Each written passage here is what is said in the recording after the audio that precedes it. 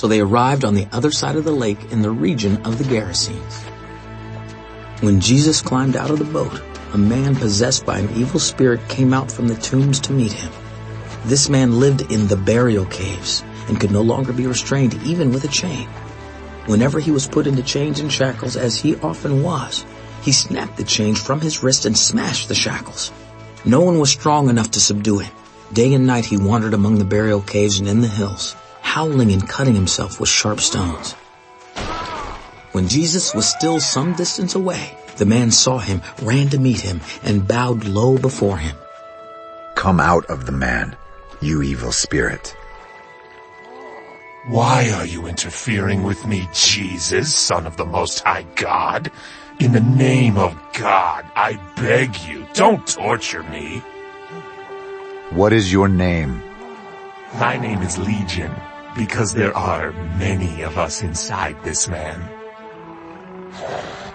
Then the evil spirits begged him again and again not to send them to some distant place. There happened to be a large herd of pigs feeding on the hillside nearby. The spirits begged, "Send us into those pigs. Let us enter them." So Jesus gave them permission. The evil spirits came out of the man and entered the pigs, and the entire herd of about 2,000 pigs plunged down the steep hillside into the lake and drowned in the water. The herdsmen fled to the nearby town and the surrounding countryside, spreading the news as they ran.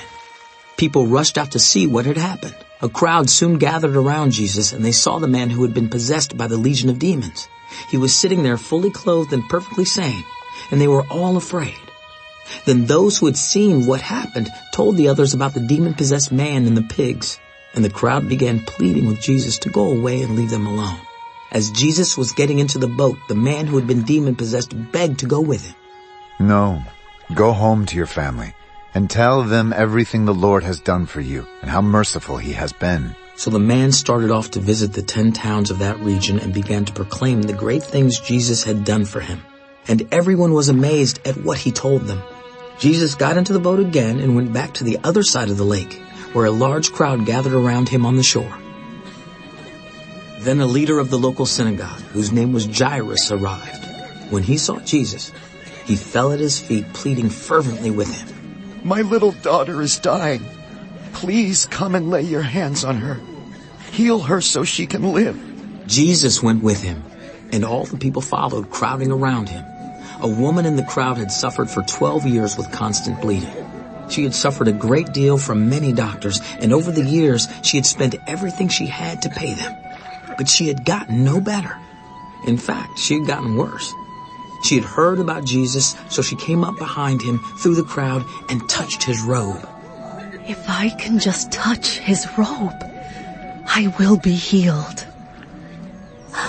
Immediately the bleeding stopped, and she could feel in her body that she had been healed of her terrible condition.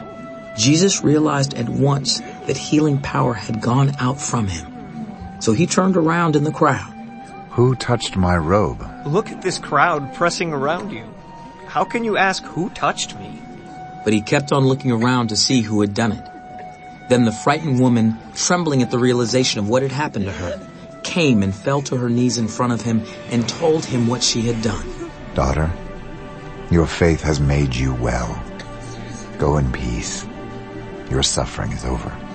While he was still speaking to her, messengers arrived from the home of Jairus, the leader of the synagogue. They told him, "Your daughter is dead. There's no use troubling the teacher now." But Jesus overheard them and said to Jairus, Don't be afraid. Just have faith.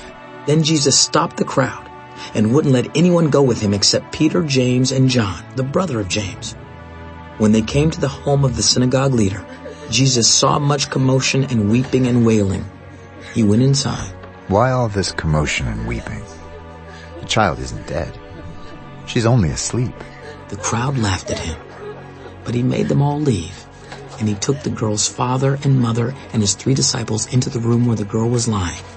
Holding her hand, he said to her, Talitha cum, which means, little girl, get up. And the girl, who was 12 years old, immediately stood up and walked around. They were overwhelmed and totally amazed. Jesus gave them strict orders not to tell anyone what had happened, and then he told them to give her something to eat.